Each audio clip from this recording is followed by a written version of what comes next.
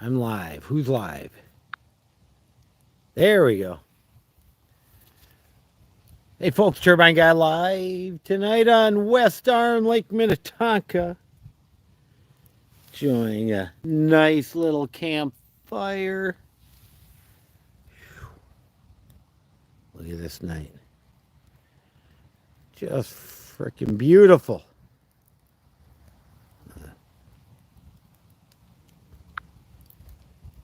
Whoa. There we go. All right, folks, Turbine Guy coming back at you tonight. Where am I? I'm on West Arm, Lake Minnetonka. I have been working on my dock, getting the tarp down, pulling the wood slats off, getting ready to pull the dock in before winter hits, and thought we'd have us a campfire tonight and hang out and enjoy it. So I don't have so much battery power left, but I thought I'd spend, let me spin that around, a few minutes hanging out with y'all down here by the lake. If that's okay. I mean, who don't enjoy a campfire? Really? Come on. Who does not enjoy a campfire? I enjoy a campfire. Why don't we see how we can do this right here? Set her up. Ooh. Gotta get her in a good spot. No, wait a minute. I got that backwards. There we go. Set her up. Oh. Come on, baby. Let me get you in a good spot. There we go. Ooh. Had it. It lost the tip. I'll get it right. There we go. Here we go. Ooh, in the smoke. We got our campfire going tonight on West Arm. Beautiful Lake Minnetonka. What a wonderful night. Pulling the dock in today, getting some tarp off it, or getting some wood slats and stacking them, getting ready to pull the framework of the dock out. But I figured, what the heck, I'd show you guys what it's like to be out here in Minnetonka. We got this beautiful fire pit right in the middle of the property. It used to be over there, but the neighbors groused and the city got ordinances, so they got to control everything. So our fire pit went from there to here, and now it's here and it's legal. Although it is bigger, it's 3 feet wide. I had it 2 feet wide over there, so enjoying that. But this is West Arm, Lake Minnetonka. Oh boy. Someone's flying overhead.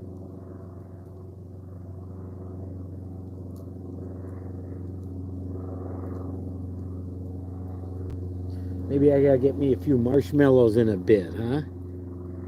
Why not?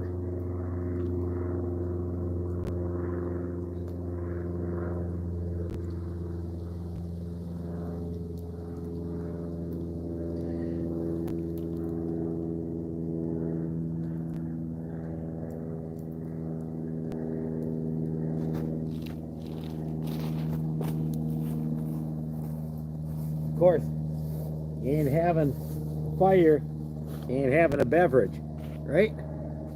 It's relaxation time. Spent all day today out doing some yard work. I got the battery out of the jet ski, got that in the house.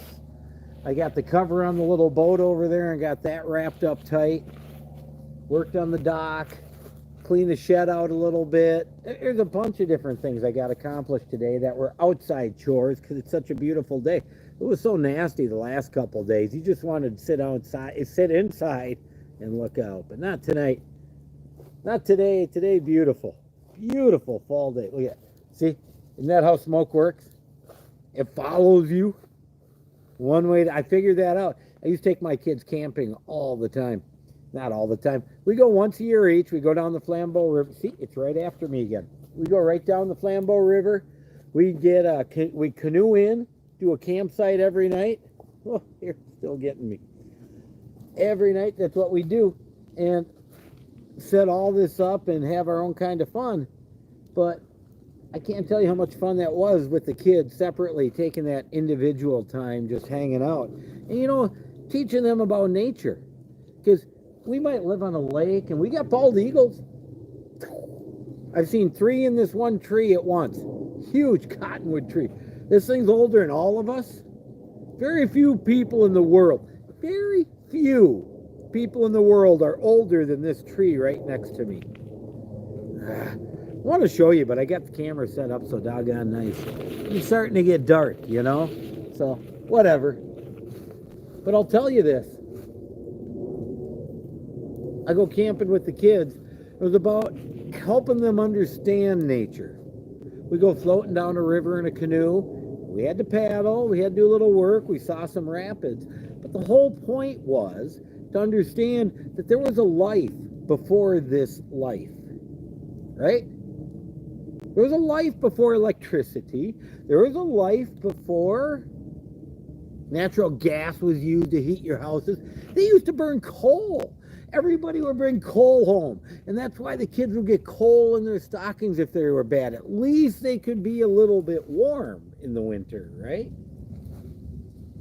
But we've gone so far from just burning coal into the atmosphere to keeping our stuff nice and mostly pollution free.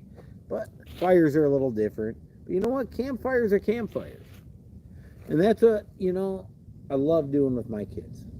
So I want to show you all a couple things here. Give me a second. Gotta have a drink off the cerveza.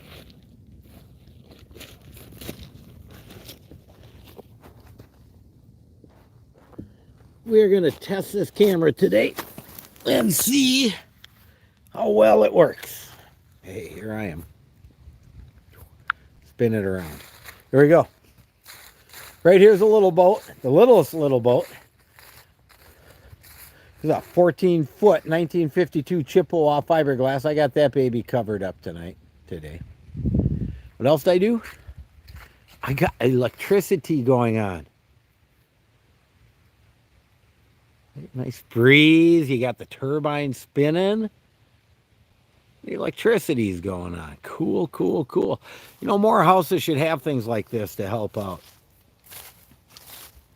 So over here's the jet ski we worked on today. Baby right here. I pulled the battery out the back. Got that up into the house. You don't want to leave that kind of thing out in the winter. Heck no. Let's get back to the fire though. Go spin it around. And let's get some good aim. Come on, baby. Oh, she fell. Let's get her up one more time. There we go. Campfire. West Arm, Lake Minnetonka, Minnesota. Not even a big fire, just a nice, comfortable little one.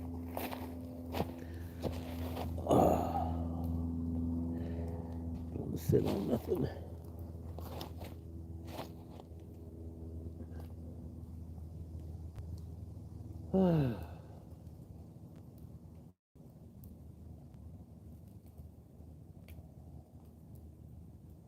So quiet and peaceful out here.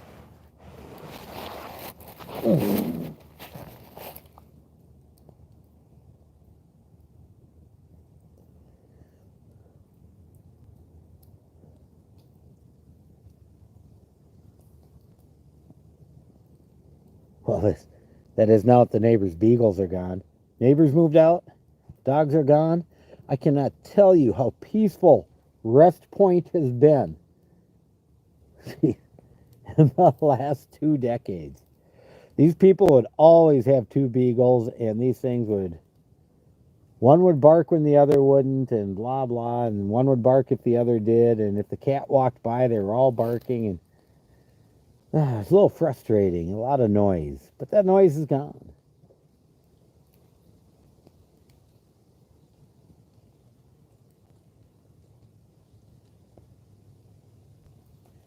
Really is restful on Rest Point. Day before Halloween, 2021.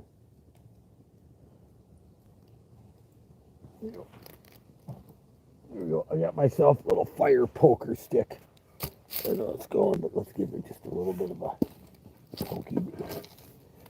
Trump her up a little bit there.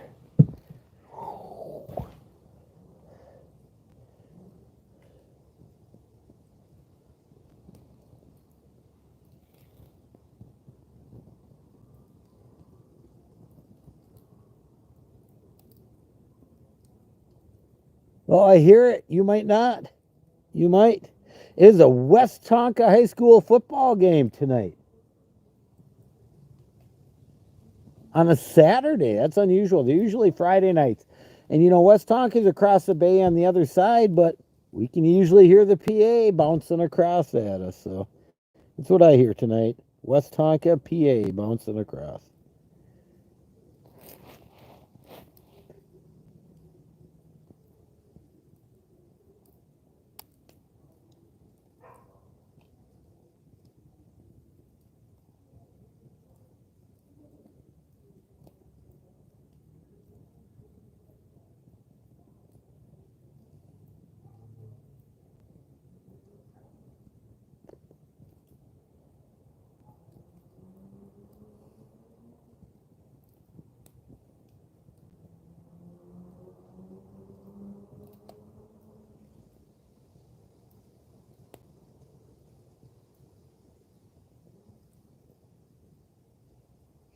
You know what's funny is Dish Network has this deal where they do dishscapes, where they do different areas, or they'll do a Yule log or what. Look, here's a real Yule log, a real fire, a real enjoyment of the evening in late October. You know, I can remember, I think it was 1991, shortly after my wife and I got engaged, around that time, we had the big Halloween storm. Halloween storm. I'll tell you what, though, ain't no Halloween storm coming for a couple of days this year. We've got a little bit of time before this lake starts freezing over. I've had my boat in. Had my boat in until December 4. I've had my boat in for over 8.5 months one year. In Minnesota, that's unheard of. But if you get the doggone thing in right away, if you get the thing in as soon as the ice is out, which I can because there's a marina right across and I know the guy. If you get it in right away, boom, and hold out as long as you can. The problem is making sure you get your dock out before the ice freezes. The ice freezes around that dock. It doesn't hurt until the spring when it starts loosening up and pushing around. Then it will bend all of this steel like they're toothpicks, like they're straws. It's amazing how much strength ice has. Amazing.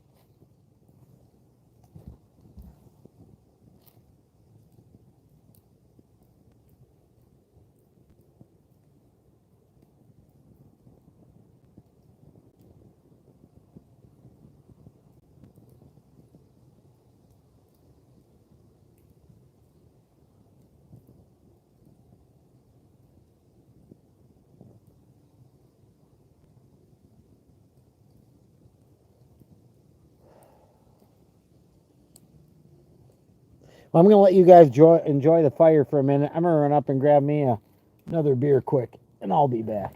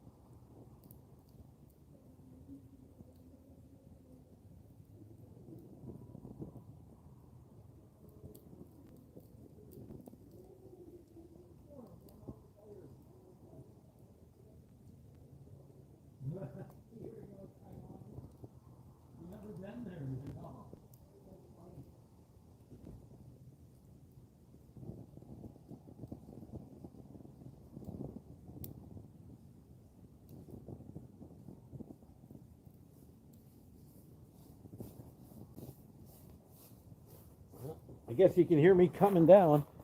Turbine Guy back with one more cerveza. Hang out for a few minutes. You know, watch the fire and watch the lake and have a good time.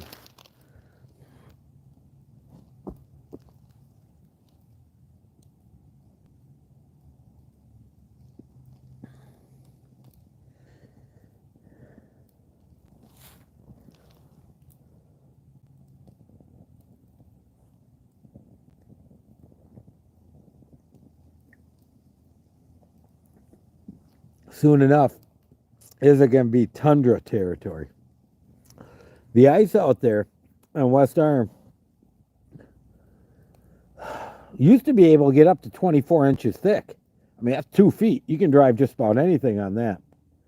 But lately, it's been more like 18 to 20 inches, which is still plenty for what we're doing.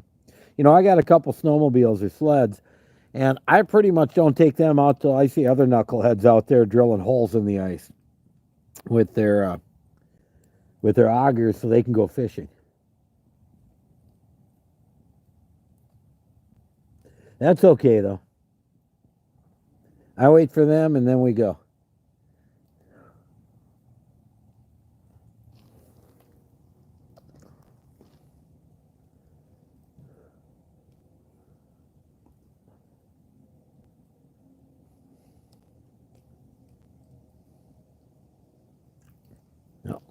New viewer, West Arm, Lake Minnetonka, Minnesota, hanging out, having a little bit of a campfire after working on the dock and doing outside stuff today.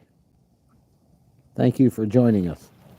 Well, I gotta try to read those.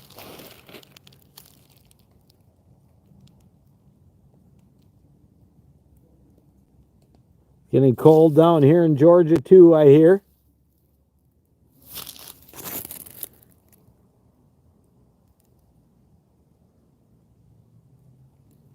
Hold on, what's that bottom say?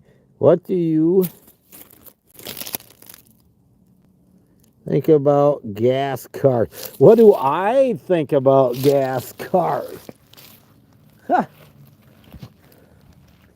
It's an interesting question. I don't think we're ever going to get rid of all of them. I think over time things are going to change.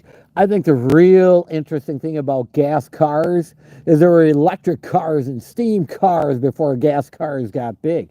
And then gas got so cheap that gas cars were the way to go. I think that the economy drove us into gas cars. And I don't like the government driving us towards other options. I like the economy doing that. I want to have people do, I mean, they're already doing research on hydrogen is good, but to get hydrogen, you got to use electricity, and you got to use something to make the electricity. I mean, it's a whole vicious circle.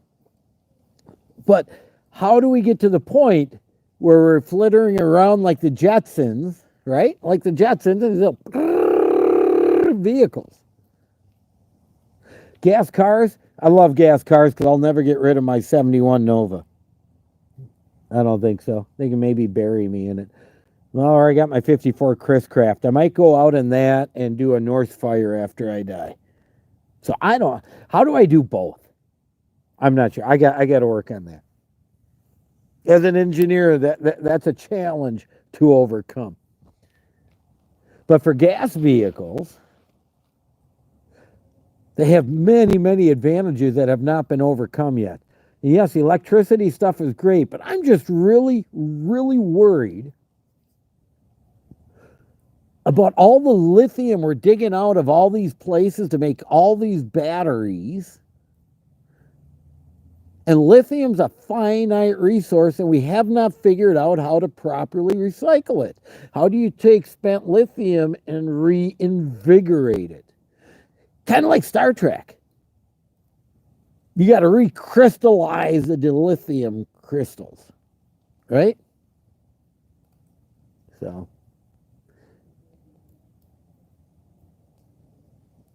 as far as moving away from gas vehicles, it's not a bad idea. I'm not so worried about the CO2, it's all the other stuff that comes out. Because there's all kinds of micro pollutants that come out of fossil fuel based things. And these pollutants are evenly spread around the globe. And it's not so bad here in America because we have so many regulations. But geez, the things they drive in India or the things they drive in China or other places, they don't have all the restrictions and they spread this stuff.